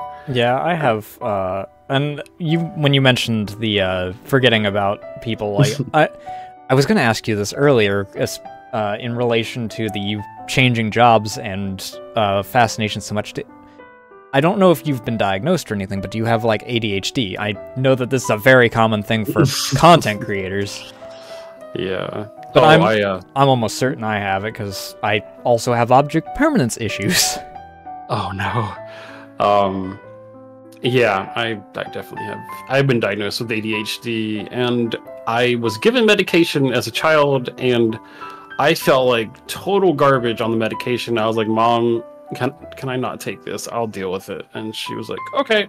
So I've dealt with it my whole life myself. I don't think I have like major ADHD anyway, but it's the point. The way I can describe it is my brain kind of like is like almost like a spider web where I have like several parallel thoughts all being thunk at the same time, usually, where I'll be thinking, like, I'm really thinking about cooking dinner while thinking about what I did earlier today, while thinking about what Awoo's doing, while thinking about, like, what friend should I contact today, while thinking about, you know, it's just like I have a lot of parallel thoughts that kind of ram together sometimes. And you mentioned the spider web. I want to know if you have the thing where you'll think about something that'll lead to one thing, to another thing, to another thing, and then you bring up that final thought in a conversation that you're having, and then have to explain the entire line of thought. Like, if someone brings up, like, Halo, and then it's like, oh yeah, my childhood, and then in the Battlefront, and oh man, that map kind of sucked, and then you're like, oh man, this freaking... I really hated this one time that I was playing Battlefront, and they're like, where the fuck did that come from? I don't do that too much, surprisingly. Usually if I have a train of thought, I will drag people along with me on my train of thought instead of thinking it myself. Because like I don't have a good brain to mouth filter. I'll just vocalize almost every thought that I have, and that's kind of a problem. But I have the problem where I'll do that, but then I'm like, I know that doesn't make sense, so I'll go through like how thought A got to thought C. Yeah. Oh, and also what Mimi said in chat as well, like, after I met her, we talked, we're super good best friends, and, I knew some stuff I knew that she wanted, like, she had wanted a model for a while, for like the better part of, many years, and, me and Beru were we're just like chilling in a call, and we were talking about commissions and stuff because I wanted to get some stuff done, and Beru was like, basically kind of was like, you know, maybe me and you can work together and make Mimi's like dream come a reality, basically. And I was like, yeah, I'd be happy to help facilitate this, and that's how she ended up with her current design. Yeah, I'm definitely a very large bully. Oh, Mikan, I have a question for you, actually, in relation to this. That is, while I was stumbling through wikis down a rabbit hole, is your name from Roboco's Rabbit? Oh, what is Roboco's Rabbit named Mikan? Yeah, I found that out, and I'm like, wait a second, is that where the connection comes from, or is it just a weird case of convergent evolution? Because I've seen both happen in the past. Oh, that's interesting. I never knew that. Yeah, because when I think of Mikan, I always think of orange, because that's what Mikan means in Japanese, just orange. But because I know for longer than hollow, yeah. Okay, fair enough. That was just convergent evolution kind of deal. It was something that has occasionally come to my mind, and I just never actually have it show up in my brain at the same time as I'm in like a chat or something with you, so.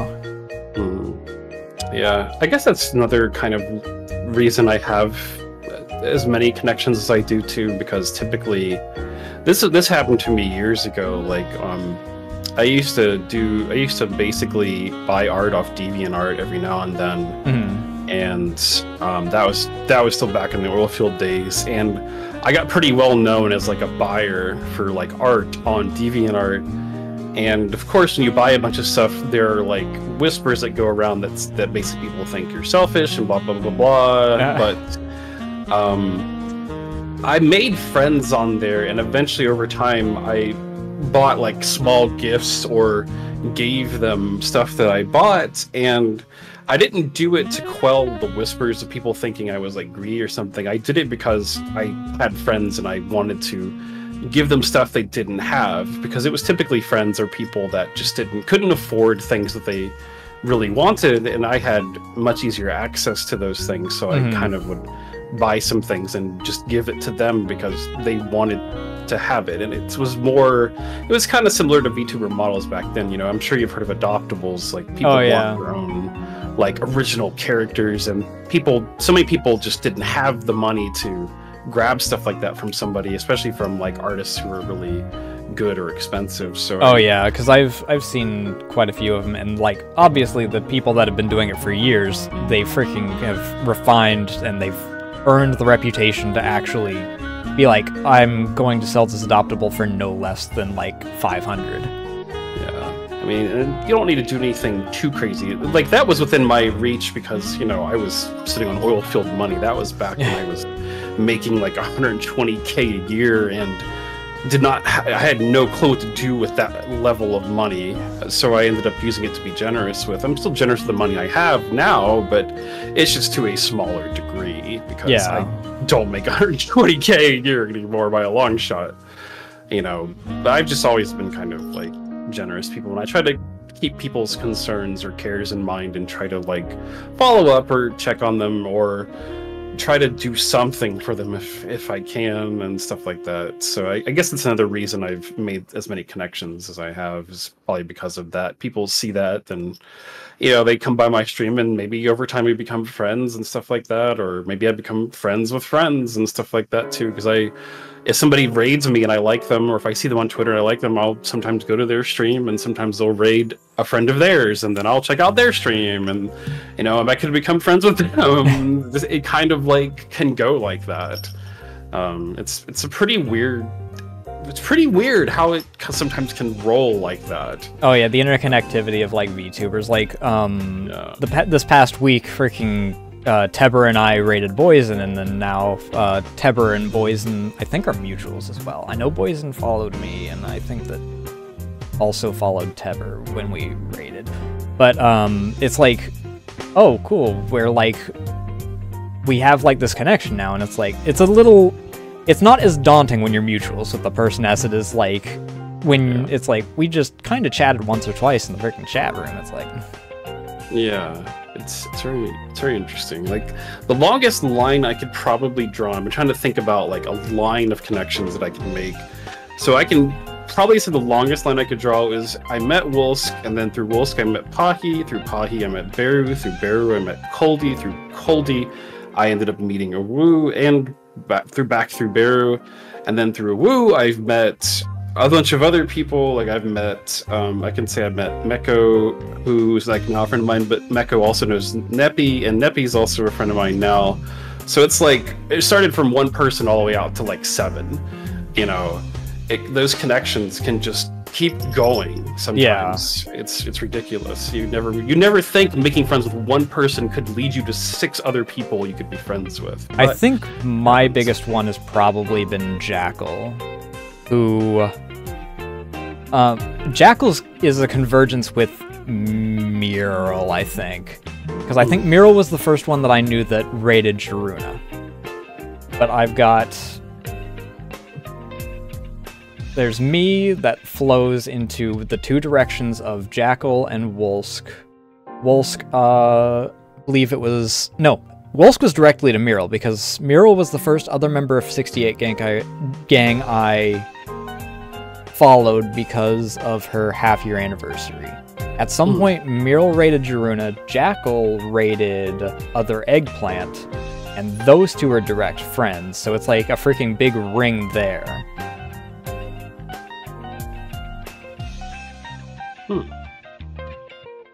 I think that's the closest line as far as people I directly interact with. Obviously, I could probably do a longer line if I went like, oh, I vaguely follow this person, like freaking Wolsk to Abba to Kisa to Suko to Numi to all of them, but like I I'm not friends with Numi. Freaking, good lord, me freaking saying that, considering I've only, like, I haven't even freaking interacted directly, even as far as art goes, with Numi. It's like, that's next level parasocial, if I were to say that. Yeah, I mean, as long as you're, as you know, that's the other thing too. Is like, I think sometimes what hurts people, like trying to make friends with people, is if people see you being like, in somebody else's chat being like really weird and parasocial, it's kind of like put off to if you start doing weird shit like that. Yeah, people see that. Like, I know like a lot of people that will lurk in chats and they won't speak, but they're there watching. So if you're acting up or being goofy or being weird, the word will spread very quickly. Yeah. You know, there's a lot of good ways to easily tank yourself. You know. Like your first message being exclamation point. I'm not going to say the site, but the initials are OF. Because I'm not getting banned, because I freaking saw that just mentioning it, apparently, is freaking enough for a 3-day suspension. That's... Oh. Yeah, Fifi got a 3-day suspension just because she mentioned it on her stream, like, 2 weeks ago or something like that. Huh. That's really interesting. I guess at the end of the day, you basically can you will make the connections that I guess you more or less decide to pursue or want to make. Like, yeah. I end up at the end of the day, probably the connections that I've made, I'd say 99% of them I've reached out myself. They did not come to me. I went to them. And I also treat streaming and VTubing as like a fun hobby. I don't treat it as a business. So when I contact people typically to talk or, you know, make friends with. I don't contact them because I want to make a business transaction all the time. Which is the right way to do it. I mean, I've been a victim of this before, and freaking XY, and also freaking seen it happen enough times. Some people go to people and they're like, let's collab for our first interaction. And it doesn't work. No, because they don't like give you anything to work with at first, and then all of a sudden they're like, okay, so we're gonna do this bit based off of something that I saw HoloLive do, and it's like, why would I want to be HoloLive? If I wanted to be HoloLive, I'd apply for HoloLive. Firstly. Secondly, if I freaking was doing that, I'd, you know the people before I freaking actually try to do bits, because they only work for chemistry. There's a reason why stuff works for me in Vtuber that, like, even in people I'm direct friends with, stuff that I do with Vtuber would not work between me and Gaz, for instance. Yeah, that makes sense, because you have like kind of like a dynamic with every person you interact with. And you can't take another person and shoehorn them into a certain dynamic. It's just something that kind of makes itself between the two of you. And if you've never hung out before and you decide to just hang out for a collab, it could be fine, but it could also go really bad. Oh yeah. Like, I don't think that the first few freaking streams with the one incident were bad, but the third one where they brought in 2 other people that none of us had interacted, and one of the only thing they did was they tried to copy I Did a Thing, or no, not I Did a Thing. Freaking whatever the heck the dude is that breaks games intentionally. But he did that, and then the only other thing he did was eat chips loudly over his mic the entire time. That's kind of funny and also unfortunate. It was so bad. I know some people are very sensitive to like mouth sounds and crunchy sounds, so I don't have a problem with crunch, but like if someone's like smacking their lips or something, yeah, I'm not a big fan of people just like loudly smacking their lips either. It's definitely not something I enjoy. Yeah. It's why like people are like, oh, ASMR isn't mouth sounds. I'm like, it is mouth sounds because you have a sensitive enough mic to do all the other stuff. If you don't have some serious case of dry mouth, you're going to smack your lips at some degree. It's funny, when you said mouth sounds, the first immediate image that jumps into my mind is like that image of Vtuber with his mouth just like wide open. And I always see on his stream. Which one? It's the Fumo Pog? I think it's the Fumo Pog, yeah. Here, I actually have a version of it, so I can actually... This one? Yeah, that's the one. Yeah. I hear mouth sounds like that's like the first image that comes to mind. You can thank Luna for the existence of that in the first place, and then Teber's like, we're gonna make Fumo Pog a thing, and then like, I'm like, well, Teber, since you're so keen on the Fumo Pog, do you want me to make you one for your debut? And he's like, I guess. And it's like, well, you're gonna get one. And he wants me to freaking make one for each member of Weedem Boys. But it's like, I don't like the way that freaking Pogs tend to look, because they either look super cursed or don't look like Pogs at all. Yeah, Teber doesn't necessarily look like a Pog. It just looks like Teber is like opening his mouth and like chewing or like smacking his mouth really loud. At least that's how I see it. I mean, his is literally the exact same thing, aside from I changed the jacket into his turtleneck and then changed the hair, obviously, and well, eye color. Oh, okay. Yeah, I mean, I could hear you smacking your lips in that Pog for sure. That's just my thoughts, though. My thought is definitely not the thoughts of the masses, I assure you, because my thoughts tend to be very different from other people's thoughts. Going back to that weird ADHD thing, I definitely have thoughts that are definitely different from most people's thoughts. Sometimes I will draw weird conclusions and use weird word choice. I mean, it could be worse. There's freaking been people I've dealt with even just recently that draw conclusions in stupid ways and then get super mad about something you didn't say. That's the bad part, when you draw the conclusion, but then also like firmly believe that that's actually the truth. That's different. Yeah, because we were talking about food and they were saying that they were a picky eater, and then I mentioned my cousin, and then they immediately thought that I was judging my cousin and insulting them.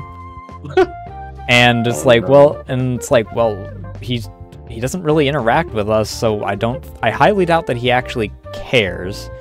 And they're like, well, he might not even interact, and he's like, it's like, you're just making an assumption to freaking, and it's like, I'm just leaving this conversation. I'm not freaking wasting my brain cells on this conversation. Jesus Christ. Yeah. There are some that you know just from how a conversation's going that it's a lost cause.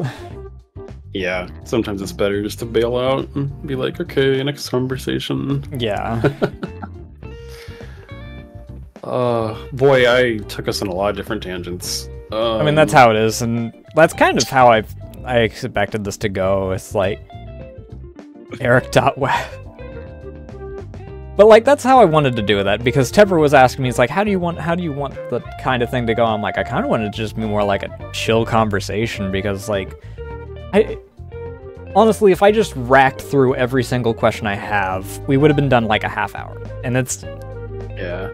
It would have been, like I said, I don't think that you would have been terribly interested in just racking off through it, and I wouldn't have been terribly interested in racking off through it, because I kind of want to chill, you know?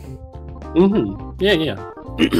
And there's been several things that we've freaking gone into that, like, weren't on the freaking docket, and it's like, I've got stuff that I want to touch on, but, you know, we can bring those up whenever they come up. Yeah, agreed. Or if there's dead air, like, which there hasn't really been during this. Oh, I'm a motor mouth, so chances are you won't have much dead air. Oh, that's how I am as well. Freaking, even during Rolling Horizons, where we were ending at a point where it was like 1 a.m. for Gaz, we'd still run until 12 my time. So it'd be like 5 a.m. for Gaz. He's like, man, I'm kind of tired. I kind of feel like going to sleep. And he's already freaking intoxicated because he freaking was drinking every single one of those streams. And it's like... And then we freaking go another 5 hours just freaking shooting the shit. And it's like... Yep, it can happen like that. It's especially dangerous with two people who just love to talk all the time, because then it's just endless. Oh yeah, it's a family curse for me. It's like I can freaking wind up chit-chatting. If I get past that point of I'm too nervous to freaking interact with someone, it just goes. Yeah, I can't count how many times that I've stayed up with like real life friends just talking like outside till like 6 or 7 in the morning till the sun comes up, and we're like, oh shit, we should probably go to bed. I mean, there's freaking Mark just right there, freaking who. We stopped playing GTA at like midnight or something one day, and I wound up freaking getting a sore throat the following day because we freaking talked for like 5 hours while I was just freaking mucking about, and freaking turns out I wouldn't have even had a problem with it because I still had half my drink in front of me. I just didn't lift it enough to freaking feel the weight.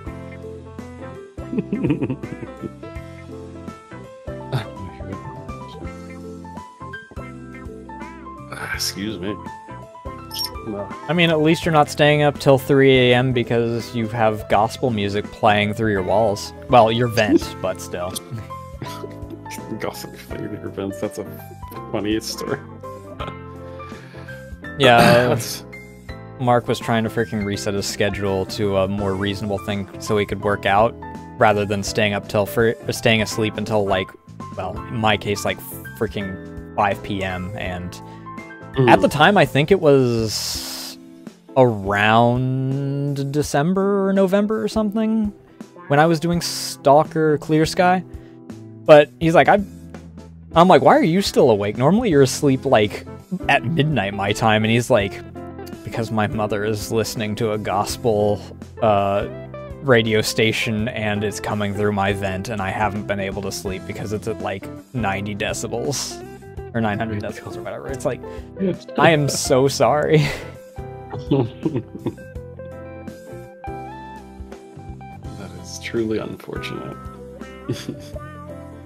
But that's just freaking how it goes. Like I planned on freaking having stuff done, and then I freaking wound up being stuck in Guess the Game with Tepper for freaking till I was nearly about to go to sleep, which is why the art piece turned from the original plan, which was a reference to the Muppet movie with Jack Black, where he's all tied up, to just me editing your freaking birthday art to totally nothing suspicious going on. I swear he wanted to be here.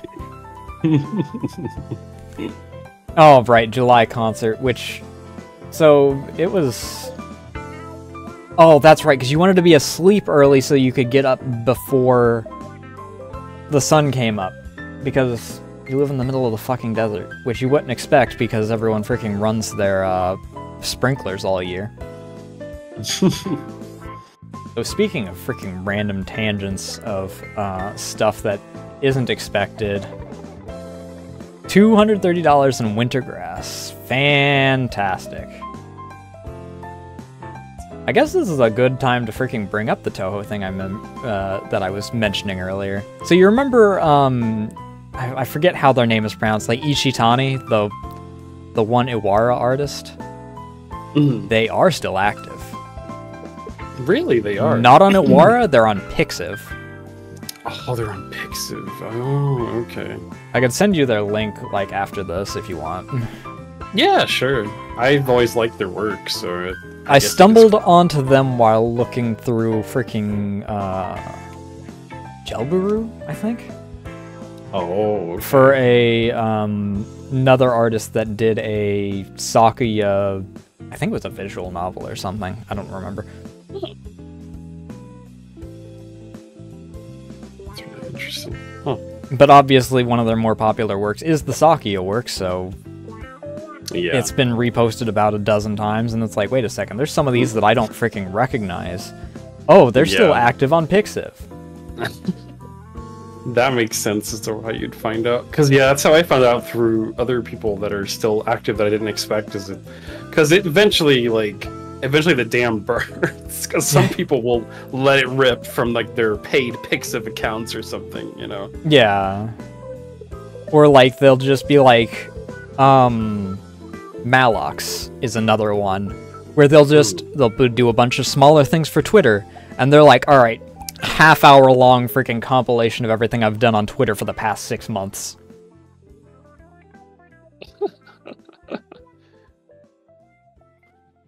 Some people are freaking cracked. Yeah, they are. Been a while since I freaking talked this long in a row. I mean, I said this yesterday, but freaking... But did you have like an ideal like time limit for these kinds of like episodes or whatnot? I didn't have like a hard time limit, but around 2 hours is probably going to be what I figured.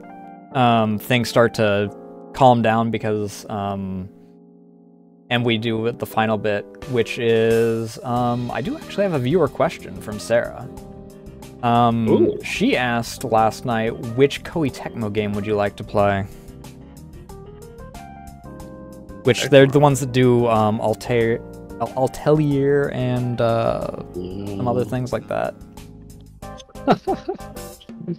That's a funny question. Dead or alive? Oh no. Honestly, for them, it's funny because like I do like the Atelier series, but man, they almost never drop the price in the Atelier games, so I don't play them that much. Ah, the beautiful Nintendo problem. Yeah, they're funny about that. But I guess it would probably be, I would say probably be like Atelier Ryza, because I've heard that's like one of their newer entries and it seemed pretty good. Or I want to say they had like a Fate game. Oh, Fate Samurai Remnant, maybe. Oh, is that that's the most recent like one, isn't it? Right? Yeah, that's like new Fate game. Yeah, I would have almost said Neo 2, but like I played Neo 1 and I didn't really have like oodles amount of fun with it. It was kind of grindy, so I only played a little of Neo 1. I need to play it again, which I might do with Teber. I know there's not direct co-op, but like freaking a side-by-side kind of deal, so we can both, you know, shoot the shit while we're doing it. Yeah, it's a big improvement over 1. Oh, okay. Yeah, I might consider that someday then, because 1 I just got really bored with, but yeah, never know. Huh. That's a good. But yeah, I guess if I had to make an answer, it'd probably be like Atelier Rise, I guess would be my final answer to that question. Ah, beautiful thighs. Yeah. The deciding factor of everything. Ryza does have very good thighs. Is it the second one where, like, the promotional image, she actually has thighs bigger than her head? It might be, because yeah, she has 2 games, because there's the 1 and 2. I want to say it could also be 1. I know the promotional images for 1, definitely she had some massive thighs, but 2 may have pushed the limit even further, I don't know. I'd be surprised. I know that people liked the angle because it looked like 2 people were looking at a giant Ryza freaking, because they didn't do any blur for it. So so the 2 people standing in what was supposed to be in the background just look like they're standing on a cliff across the way from Ryza. Oh no. That's pretty good. It was fucking hilarious. It could have even been intentional. I guess you never know. Tags giantess, eat your heart out. That's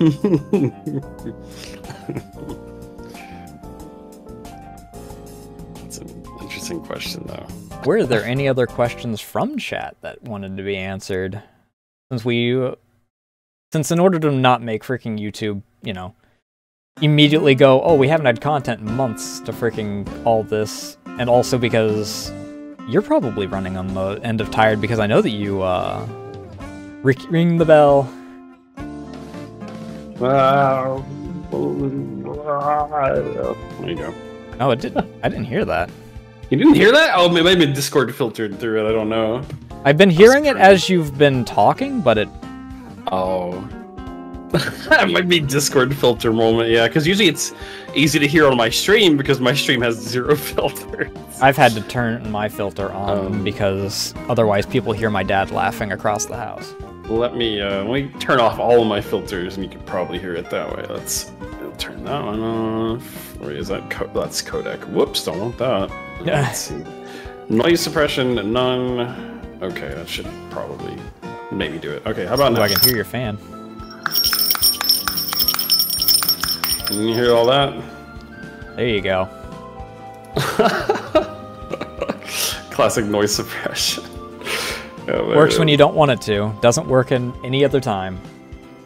As poor Teber is very keen on reminding me. Okay, let me put noise suppression back on again. I don't want you to hear my fan. Where do you see yourself in 5 years? Dang, I'm getting the generic interview questions. Oh my god. Where do I see myself in 5 years? I see myself as manager of this place. I'm taking over nice ad Nasu's timing. channel. Damn it, no! Oh, yep, good timing on that there. I mean, I think that Mark freaking uses the ad blocks that I use, so it's fine. He should be able to hear it. Yeah, I'm gonna be manager. I'm gonna take over Nasu's channel. This will be my channel in 5 years, and then I'm gonna take over like at least 3 other people's channels, and then run all of them like just by myself. Yeah, surprise. Today was actually an elaborate ploy for me on the first episode of a new series to say I'm graduating. Later, nerds. No. It's convenient that you did that. I was half tempted to freaking make that joke at the end of the freaking thing anyway. Yeah, I'm taking over your channel and you're retiring, basically. That's funny. Still being ads. Oh no. We love Twitch's ads. Where would we be without Twitch ads? Yo boy. How many ads have I still got left? I've still got like 2 more minutes of ads. Jesus Christ. Yeah, still a solid 2 minutes for me. Who's hearing this? Nobody knows. I guess if I were to give that like a real answer, 5 years, jeez. I don't even know where I'm gonna be tomorrow. Yeah, I know, right? Here's where I'll be tomorrow. I know where I'll be on Thursday, sleeping until I'm forced to go to my brother's, I say my brother's, it's my brother's girlfriend's freaking Thanksgiving celebration. Ooh, that sounds fun. I don't have a problem with her because she's much better than his ex-wife, but like, I don't know any of her family. So it's going to be very weird because it's like, the 3 of us, and we know those 2, but they're bringing like their entire families each into a tiny house, so it's gonna be fucking weird. Yeah, I'm gonna probably have to think about that too, because I think Awoo's mother wanted me to come visit for like Christmas, and the whole family is gonna be there, and I know Awoo and her mom, but like that's literally it, and I'm gonna have to meet like 20 new people probably. So what do you do for a living? Luckily, you do have a freaking... You do have a more conventional job that you can lead off with. Oh god, yeah. So how'd you 2 meet? Yeah, that's a real good question. No. I'm gonna have to mentally prepare myself for these hard questions. Listen, it could be worse. You could have met through a dating app. Oh god, yeah. That's not a fun one. Well, I feel like meeting through a dating app is maybe even more normal than just being like, yeah, I met her somewhere on the internet. It's more conventional, but dating apps have such the stigma to them at this point. Also, they're part of the reason why so many people have, similar to me, with that social anxiety where it's like, what do I even freaking lead off with to freaking talk to someone for the first time? Because it's like, it's the fast food of dating. It's not any good, but it's fast. You'll run through them fast enough that you won't care. Yeah. Fast food is about right, yeah. It's, boy, I don't think I've ever had any good experiences with dating apps in my whole life. Nah. But it was good to know what I wanted and what I didn't want, because boy, I sure found out that pretty quick. Oh, boy. Yeah, well, I'm glad at least, like, if I have to meet new people and family-related people, I can be like, yes, this is my workplace, this is what I do, and, you know, this is what I do for fun. Although, when I say what I do for fun, it's not going to be, like, skiing or hockey or any normal, like, sport activity. A lot of people around here like to hunt or ski and stuff, and I don't do any of that. Eating your match. I mean, the closest I think I get to a more conventional what do you do for fun is like occasionally when my uncle shows up, I'll freaking shoot golf balls over the tree line with him. That sounds fun. It's fun until the wind's very heavy, and then we have to listen and hope that we don't hear a crash from my neighbor's freaking yard. Oh shit! They're like half a mile away, but when that wind gets going and those golf balls get flying, you never know. You never know, yeah. Oh boy. Yeah, I guess in 5 years, hopefully I have moved up in my job. I'm still streaming and it's still good, and I still have cool friends, and I still have relationships, and I have maybe 10 times the amount of cash I do right now, because that'd be pretty cool too. I mean, I don't think that last one's going to be terribly difficult, considering the situation you're in after this past week. Yeah. What the hell? I've had to pay out like almost $4,000 in a month, and that's not been a fun experience. But speaking of which, once again, if you are able to support, in the pinned link, there is the option to go straight to his tip page. No problem if you can't, because I know that I have done, like I said, several of these over the past few months, because a lot of my friends have unfortunately wound up in unfortunate situations relating to medical. But it is like greatly appreciated if you are able to do so. Yeah, let's go money, yeah. Medical is like the main linchpin of getting in trouble in the US, it feels like half the time. Yeah. It's always medical. And Christ knows that I freaking know that experience from freaking 2021. Yeah. And I didn't even get a freaking fix to the problem. If I stand for too long without moving, my knee still fucks up. Oh no. Let's go knee problems. Woo. Yeah, one of those problems that sticks with you for life. Yeah, I got lifelong back problems, so I'm used to that stuff too. I feel like Teber's probably got the same thing going on, because it seems like an increase. He's freaking had to worry about his back. Oh no. Yeah, bodies just get old and deteriorate. You gotta smack them around to get them fixed up, I guess. And don't smack him too hard, otherwise you'll just make it worse. Yeah, that's also fair. Alright. It has been about 2 hours and 10 minutes. Did you have anything else you would like to add? And is there anyone in the chat that has any further questions? No, I don't think I have anything else to add at this time. UFC. Well, I'll give a couple more seconds if there's anyone that's got wins in the lottery. Don't ask that. No, I don't want to. No. Mikon is basically me with Terraria to Seraph, apparently. No, I don't want to do a lot of. My brain's too small for that. Mikon, no, I can't do this. No. Oh my god. That will take me like 10 hours to do that. No way. Oh, that is my single fear. Too long. No! No, not you two, Gaff. Come on. I can't. Oh, it's going to take me 12 hours to just do that one. Damn it. I mean, if Luna's anything to go by, it'd take longer to do the base game.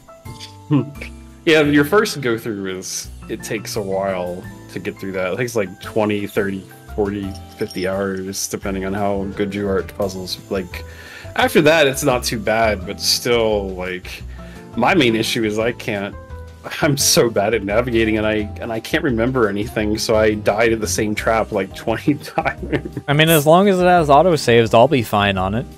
Yeah, right? There is autosaves. Yeah. 10 hours lost, thanks System Shock. One of these days I'll return. I think something similar happened to me with System Shock 2, where I lost my save. Oh god, System Shock 2 is also exclusively manuals? No, T-O-O, thank not God. number 2. Oh. I played that a long time ago, and I'm pretty sure I did lose my save at some point with like several hours, and I was like, nope, I'm not coming back. I was on like the freaking third mission or something, I got freaking shot by an enemy from above, instantly killed, and I clicked to move on to the next thing, and it was, my mouse was hovering over the spot for my secondary save, quote-unquote. Oh no. Which was back in Mission 1. Oh no.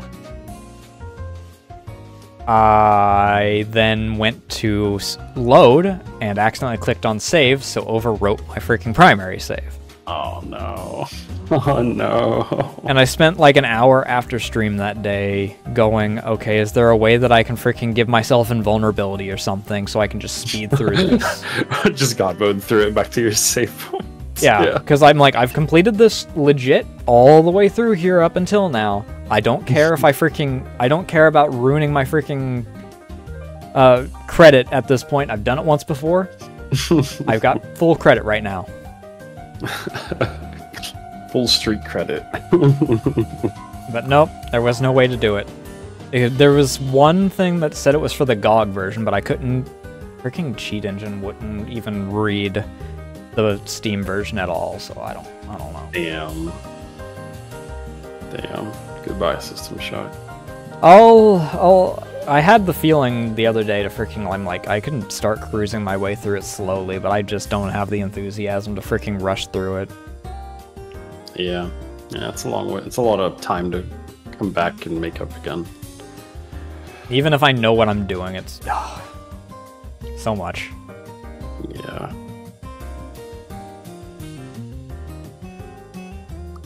But this would normally be the spot where I'd call upon Teber to do his thing, where you get stuffed into the vault, but unfortunately that can't happen because he's asleep. Teber's asleep, yeah.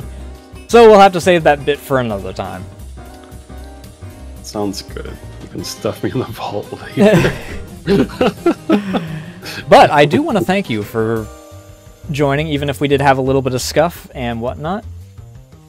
Yeah, of course. It was a lot of fun. I'm just glad to be your guest. And I'm glad that we were able to keep things flowing, and actually, despite the fact that my hands were shaking like leaves at the beginning of this, I actually didn't get stuffed up the whole time.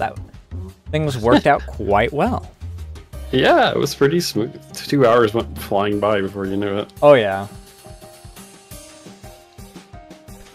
But I'm assuming that you're probably going to be getting ready for sleep, considering you also had work today. Yeah. Which is unfortunate that that's the way that freaking schedules have to go. Yeah, I still need to make up my schedule for this week somehow, to some degree. I'll figure that one out later. Yeah, that's the problem, is especially with Thanksgiving freaking being at the end of the week, and people wanting to do stuff, it's like, I'm probably just gonna freaking wing it like I did last week while I was setting up for everything. I'm almost having to wing it almost every week because I'm having to kind of like arrange my schedule based on like Owu's work schedule. And she gets her schedule every Tuesday up till like the next Tuesday. So it's like kind of like this awkward thing where I have to kind of like wait almost till Tuesday to figure out what the rest of the week's gonna look like. The fun. So it's like you could write your schedule like scheduled of Tuesdays. It's going to be weird compared to literally everyone else's schedules, but I mean, as long as the schedule at least flows into itself, it should be fine. Honestly, I might do that, actually. I might just write from Tuesday on. It's going to be weird, but that might be the play, because I can't figure anything out till Tuesday anyway. I mean, people are already at the point where they're like, do we start on Sunday or do we start on Monday? And we freaking... Yeah, I'll just start on Tuesday. Why not? Sure. I mean, it works. See, look at that. I've helped. My God. Yeah, I didn't even think about that. That's a smart idea. I'm gonna use that probably. Hey, if it works. Tuesday schedule. Did you have anything that you would like to leave on?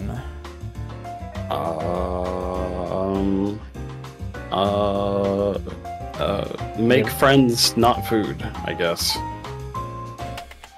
Once again, Krakka. Unfortunately, I wasn't able to link the Twitter or a Blue Sky because we weren't able to get either of those. One suspended, one wasn't able to get set up in time. But you can follow him on Twitch, and when he actually gets all of his stuff back, you can follow it from there. Yeah, And I'll hopefully get it back someday. Yeah. That's the hope. If I don't, I'm definitely making a blue sky. I mean, you're next on my list to give a code to, so... Yeah, I think a few other people were like, yeah, if I get a spare code, I'll give it to you since you're suspended, because I was like, yeah, it kind of... I mean, I already had everyone from my list freaking given codes, so you were... Regardless, you were probably going to be the next person. Nice. I'm gonna have to make one, probably. Yeah. But, once again, thank you very much for joining me. It has been a long time that I've wanted to do this, and I'm glad that I was able to bring you on for the first episode. Yeah, I hope that you continue to do these episodes, because they're pretty cool. I'll be making sure to tune in for your next one. Alright. Have a good night, and I will talk to you at some point in the near future, either in your next stream or just chit-chatting. Now that I actually probably have more of the confidence to actually do so, since we've talked for 2 hours and figured out that we actually can freaking converse on this. Yeah. Hell yeah. You may disconnect whenever you feel free, and I'll close the video. Alright. Sounds good. You have yourself a nice night, Nasu. I guess I'll talk to you next time. Alright. You enjoy your night, and enjoy sleep when you get to it. Alright. Bye-bye. Bye. For all of those that were only here for Krakka, I want to thank you all for joining me. Thank you all for the support, and thank you all for making this long-awaited first episode of this special and actually able to work and give me the confidence to continue. So once again, thank you all from the bottom of my heart, and also for all those that are going to be watching this. Thank you for all those that are from YouTube. I know that it's been a long time since I've uploaded anything. Those that have been following me for a long time, I know that I freaking have said for like 2 years that I'm going to continue Artist Archives.